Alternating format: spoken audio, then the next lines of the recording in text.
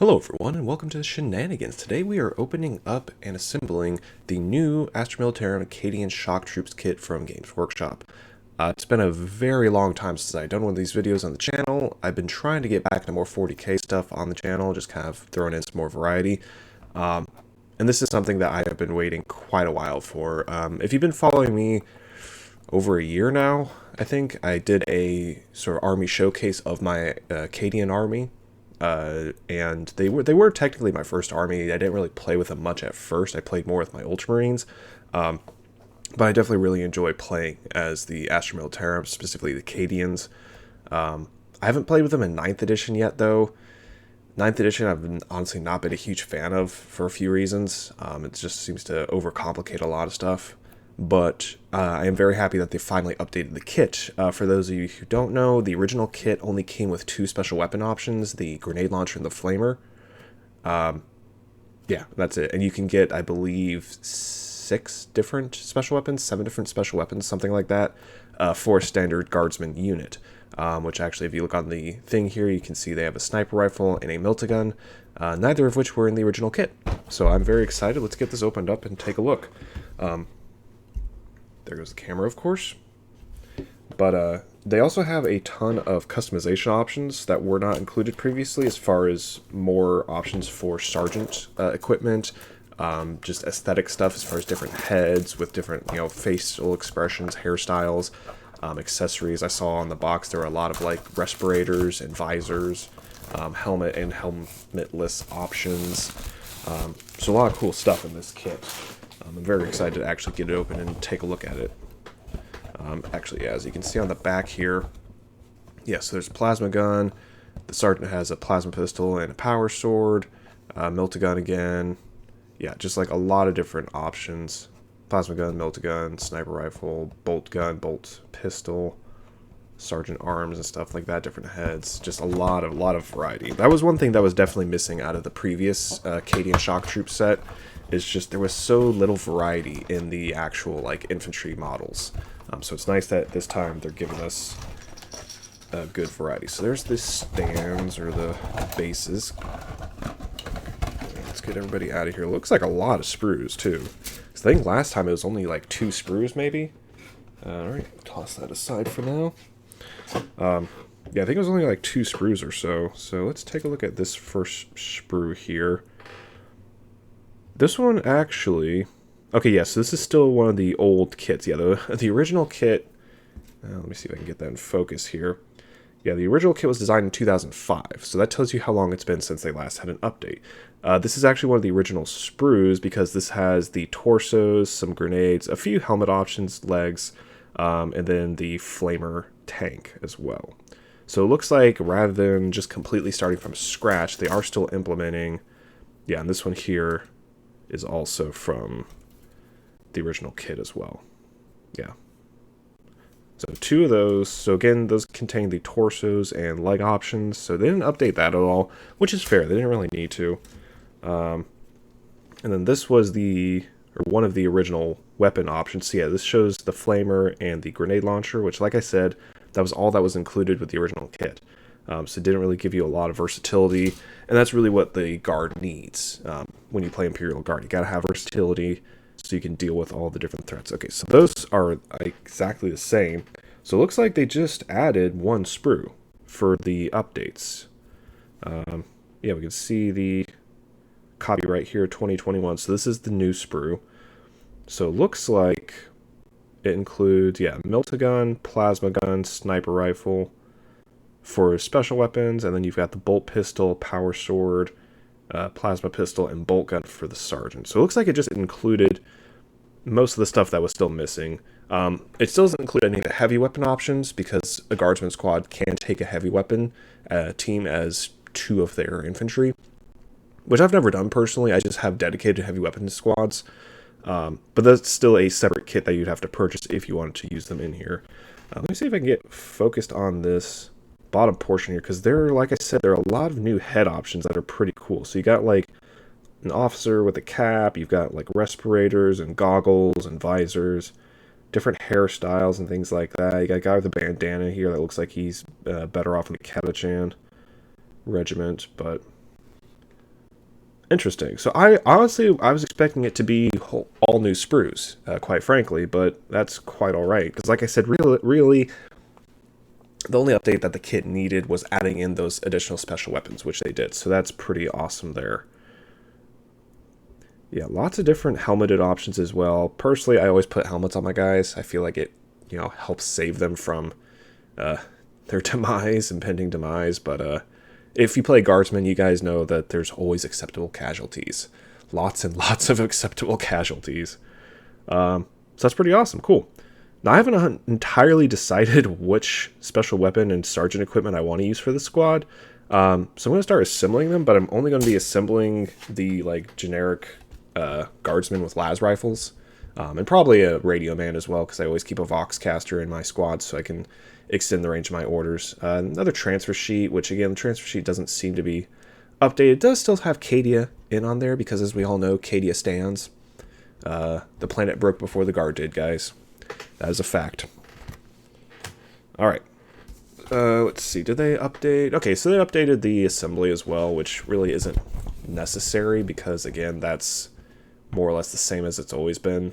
The difference is obviously now they have the additional sergeant equipment, and then also the additional special weapon equipment and heads and stuff like that. But guardsmen are very simple to assemble, guys. If you're looking for an easy to assemble army, guardsmen are definitely up there. Space Marines, of course, are probably the easiest because they're a little bit bigger, so a little bit easier to grip the pieces and get the glue in place.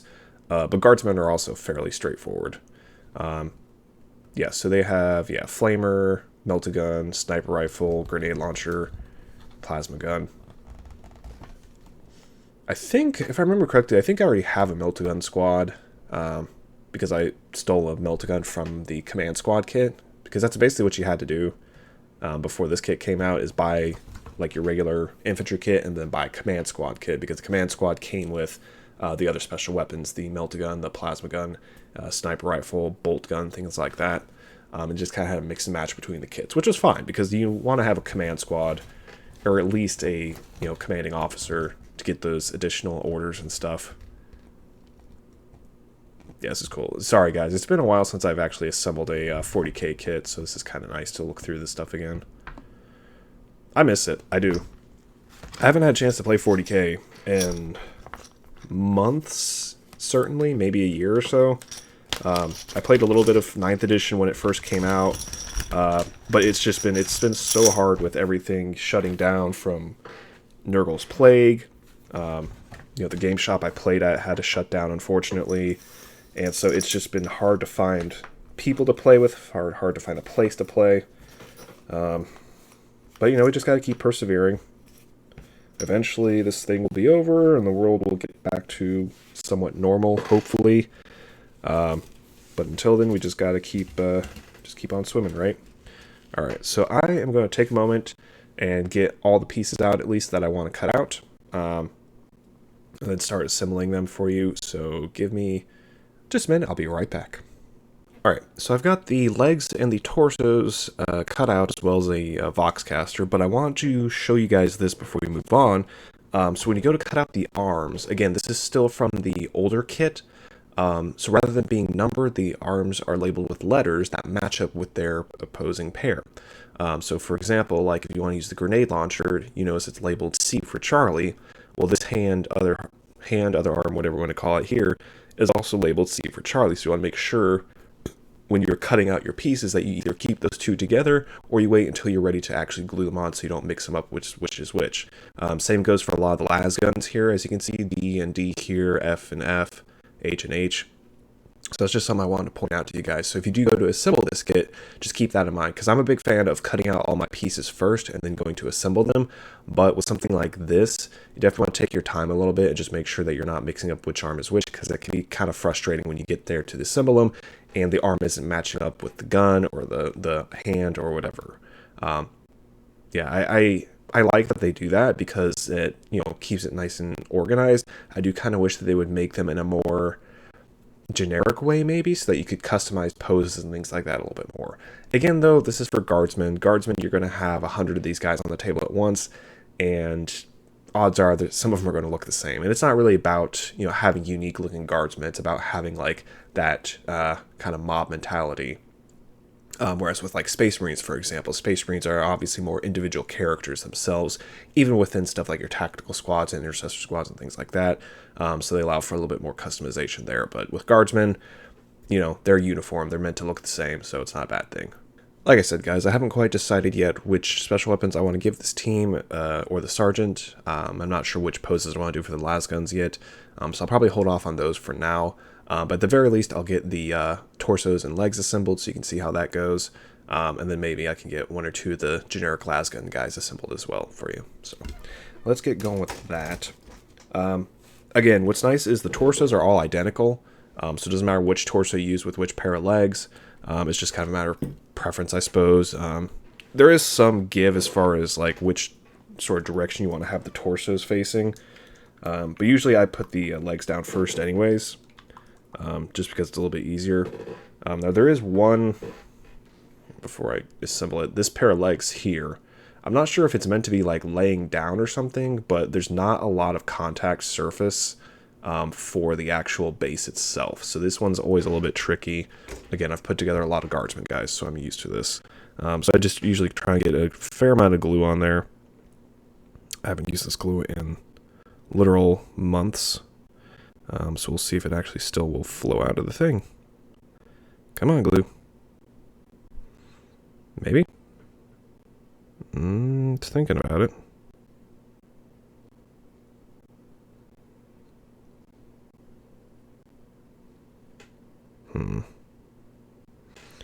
Let's try this again. There's one thing I do not like about the Games Workshop glue is the needle tends to get gunked up really easily, and it's kind of hard to get it clear unless you have a really long needle to thread through there. Whew, I can smell the glue now. Yikes. Yeah, if any of you guys know of a better glue applicator to use, I am all ears. I buy the Games Workshop glue just because that's what works, and to be fair, it works really well. I just hate the applicator. If I could find a glue with a better applicator, I would definitely be a happy man. Alright, are you going to flow now? The glue must flow, guys. Come on. Just thinking about it. There it goes. Alright, yeah, so I do, like I said, recommend using a pretty decent glob of glue on this. Simply because, again, it's not really that well designed for going on a flat surface. Alright, so let's see if we can get you to stay on here. Another nice thing about the Citadel glue, and again, I don't really have any other glue to compare it to, but the Citadel glue at least seems to adhere pretty quick. Usually I have to hold it for 10-15 seconds or so for it to actually get a good grip in most cases. In this case, because again, there's not a lot of contact surface with the base, it might take a little bit longer, but we can always fix it later. Always got to start with the hard one first, right?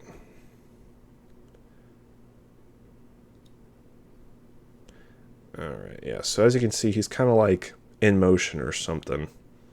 It's an odd pose. Again, I'm not certain if it was supposed to be like a prone position. Let's see if we can find the other one so we can get that guy out of the way. Like I said, the legs come in pairs because there's 10 guardsmen total in the squad, of course, and then 2 basically copies of each type of leg and each type of head and things like that. So you can definitely have some duplicates within the squad as far as just appearance goes. But with this new sprue, though, they do have a lot of new head options and things like that to make it a little bit more diverse. My needle is going way up in there.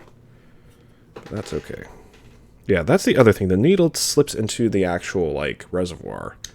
I'm pretty sure it's not supposed to do that. The other issue with the Guardsmen is they use the smallest base, which I think is the 25 millimeter. Yeah. Tiny footprint, which... Pros and cons of that, you can fit a lot of them into a single area if you're charging something, but realistically you should never be charging something with Guardsmen because it's not going to go well. It doesn't matter what it is you're charging. Unless you're Catachan. I think Catachan actually get good bonuses when they get into close combat. There we go. Look at that. Look at that. Alright, now we can get on to the easier ones. So yeah, like I said, most of them, though, are nice and easy. Nice big flat surfaces. Put a lot of glue on. And they adhere a little bit better to the base. I need to pull that needle out. That needle keeps slipping further in. There we go. I always try my best to try and center them on the base, but sometimes I get them a little off. I think the only models I actually have ever had issues with them standing upright on their own were orcs. Because I bought orcs... Oh gosh, when was that? It was when I think they were launching the Codex for 8th edition, and most of the models still came with basically these size bases, these 28mm or 25mm, whatever they are. And the orcs, their feet didn't stay on them. They were too wide. They needed the 32mm like Space Marines use. And for whatever reason, GW put the 25 or 28, whatever size they are, in there. So like their feet would basically go off of the base. And then of course their orcs are very top heavy, so they would just, fall over every time I tried to put them up on something. It was really, really frustrating. Come on now, glue. I'm not gonna lie, guys, I really am enjoying this. It's been over a year at least, I think, since the last kit I assembled. And yeah, it's been rough, y'all. It's been rough. What are you guys thinking of 9th edition, though? Because, again, I haven't had a chance to really play too much of it. I know it's been kind of a pain to get the game set up and stuff. Some of the rule changes I like, but most of them just seem to slow the game down a lot. Like, as far as setting up the missions and things like that. I really wanted a chance to do a Crusade, like, campaign with a bunch of people, but... again, with Nurgle's Plague, that's not really been possible. And then again, we don't have anywhere to play around here. Hopefully, if I can get another house here in a few months when we have to move out of this apartment, I'll have at least space to play. And then I can invite 1 or 2 people over to play. But it's just been It's just been a rough time for 40k in my household. But... gotta be safe, right? Safety comes first. Can't play 40k if you're dead, right? I mean, I guess if you're the Emperor, you can, but, that's a whole thing. He's got the Golden Throne and all that. Come on. There's the glue. There's some more glue. I really do enjoy playing Guardsmen, though. It is a little tedious because, again, they are kind of a mob army as far as having a lot of models on the table. But if you mix it up and supplement them with some, like, Lehman Russ tanks, some aircraft, like I do have a Valkyrie that I love using, it can be a pretty reasonable army. I have my Baneblade as well, or my Octoblade, rather, which I don't use it often. I think I've used it maybe 2 or 3 times since I purchased it.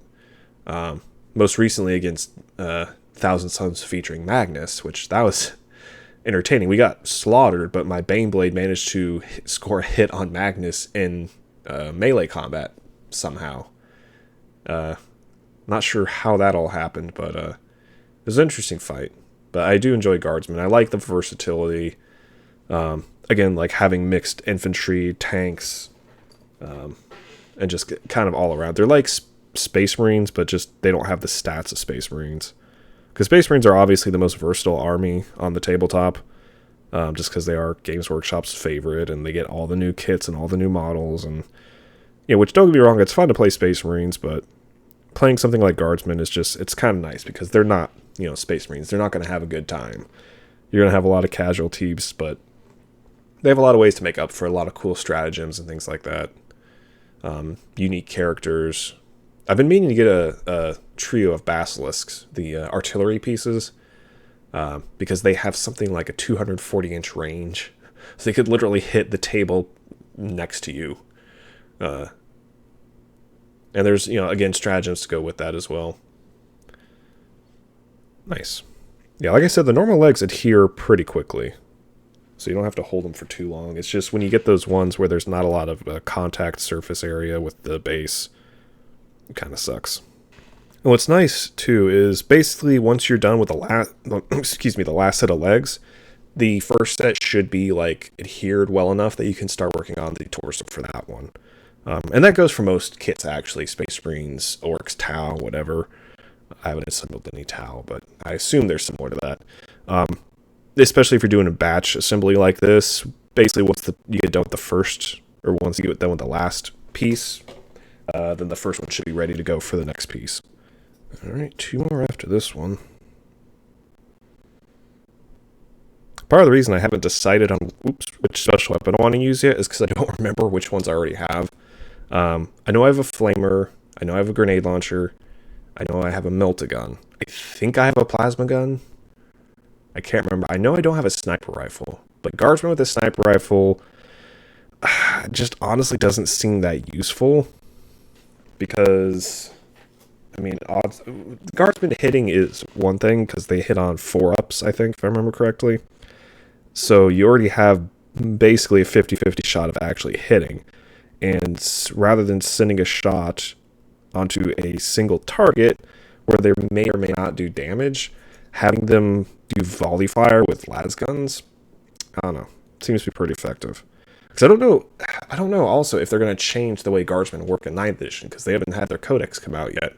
And basically the way in 8th edition they worked is you relied on orders issued by your officers. Like, one of my favorite was first rank fire, second rank fire, which if you have guardsmen with las guns, what that does is it allows them to double their fire rate. So if they're at, maximum range, for example, they get 2 shots apiece. However, if they're at rapid fire range, it's 4 shots apiece. And with, again, my average guardsman squad has 8 las guns in it. That's, doing math, 36 shots. Which, I don't care what army you're playing. Statistically speaking, 36 shots, some of them are going to hit, some of them are going to wound. So it's very much just a volume of fire army. So that's one of my favorite orders to issue. And then there's another one, I think Take Aim lets guardsmen reroll 1s, but if you're Cadians, you get to reroll 1s anyways if the squad stood still. So that then instead of only rerolling 1s, they get to reroll all failed hits.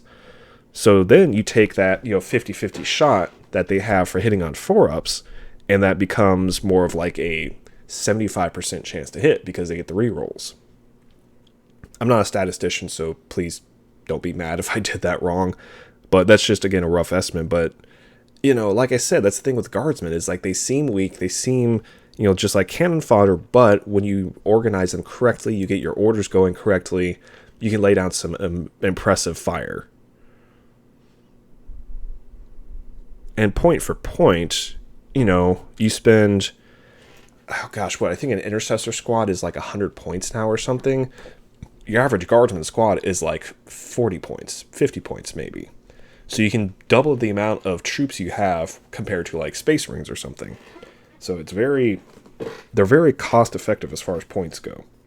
Even their tanks and stuff are pretty reasonably priced, depending on what loadouts you give them. Because with the tanks, they have their main gun and the turret, but then you can add the 2 sponson guns, and then you can add the hull mounted gun. And on top of that, you can also add a pintle mounted gun for the quote-unquote commander to use. So they have a lot of versatility there. And don't get me started on Baneblade variants, because good lord, there's so many different ways to assemble a Baneblade. Not only as far as their main armament goes, but then they do have like a lot of the secondary armament and stuff like that. Because I think a Baneblade can have up to 4 sponsons, and each sponson either has twin heavy bolters or twin heavy flamers with a las cannon mounted on top.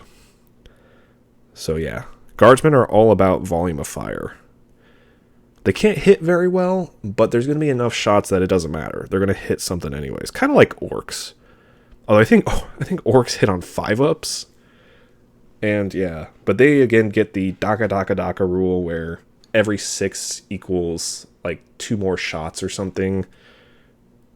Or I can't remember if with orcs if it's automatic hits or just additional shots that you can roll. But yeah, volume of fire, guys. It's the way to go in this game. least in 8th edition it was. Again, 9th edition, a lot of the rules have changed, and I don't know. Like, I haven't played it too much, again, because, like, you know, I ran out of people to play with, and we didn't have a place to play, and it was a whole thing. So, I don't know. So, yeah, they're coming together. Now, normally, you want to probably pick out which arms you want to use before you start assembling, just because the torso sometimes needs to move one direction or the other, depending on how the arms are oriented.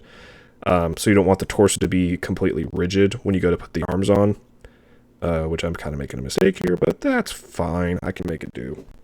Like I said, I really just want to get this stuff assembled so I can show you guys how it's done. And once I figure out which pieces I want, I'll actually do the full assembly. But for now, at least, just want to show you guys this. And again, I might wait until the codex comes out to finish assembling these guys, simply because, depending on what rules change as far as guardsmen go, you know, I might have to swap out different items, different guns and stuff like that. I don't expect the rules to change drastically, though, because for the most part, 9th edition has kind of just been, you know, 8.5, which is not a bad thing. I kind of like that they're sticking to most of the same rules from 8th edition, but like I said, some of the rule changes they've made just haven't been that great. Point cost increase makes sense, especially for Space Marines, just because Space Marines are getting so much cool stuff that's just overpowering everything on the tabletop. Again, at least when I initially started playing 9th edition.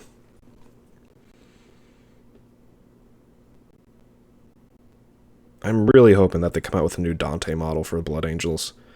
I finally did read Darkness in the Blood, and I was very disappointed if you saw my review, simply because they didn't really add any new information.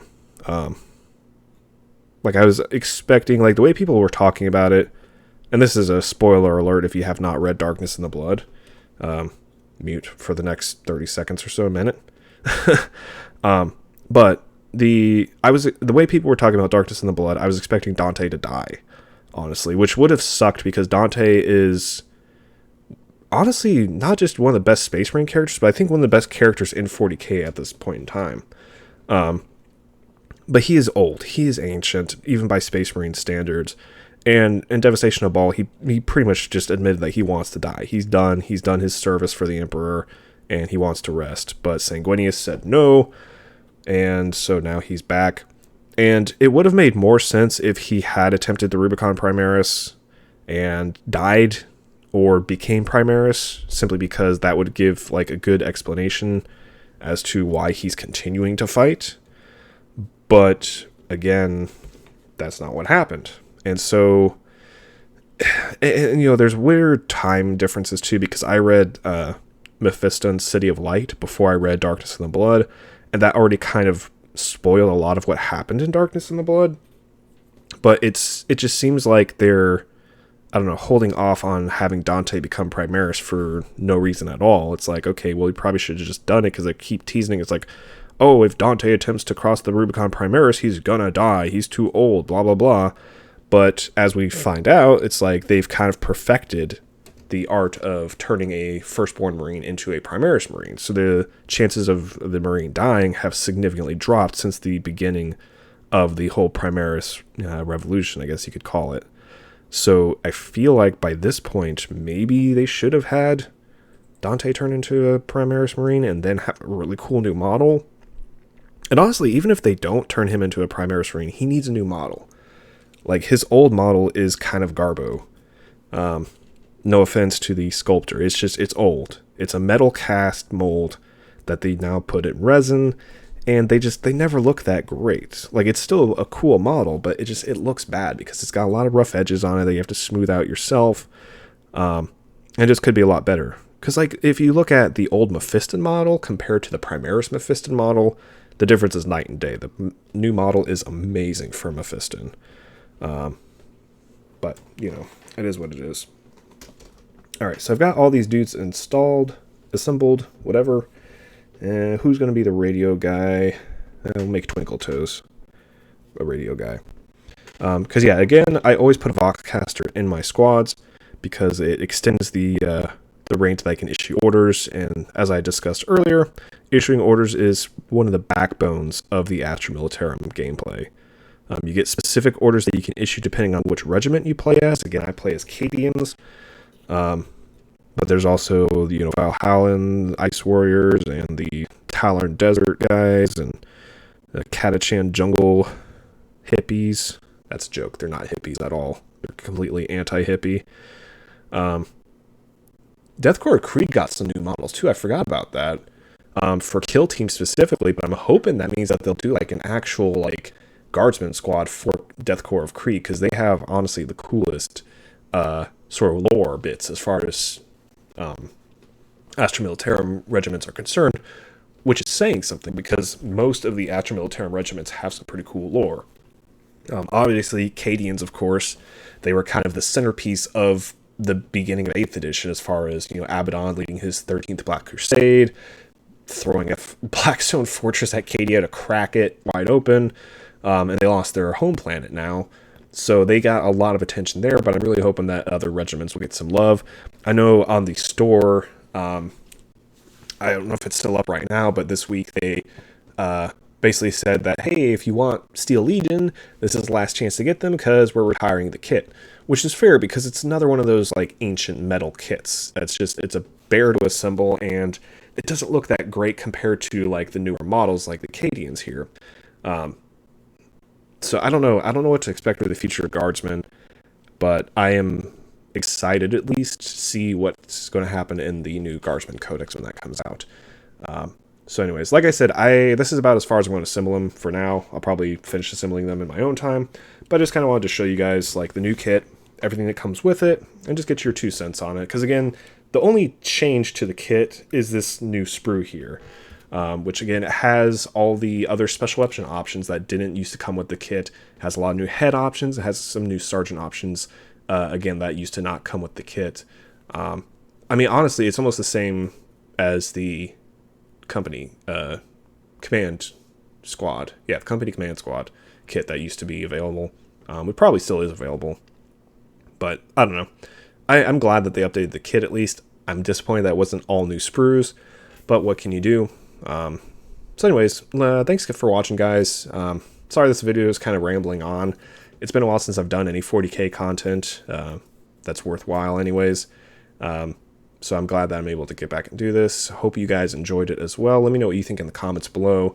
What do you think of 9th edition so far? What do you think of this new Cadian kit? Yeah, anyways, thank you guys for watching, and we'll see you all in the next video.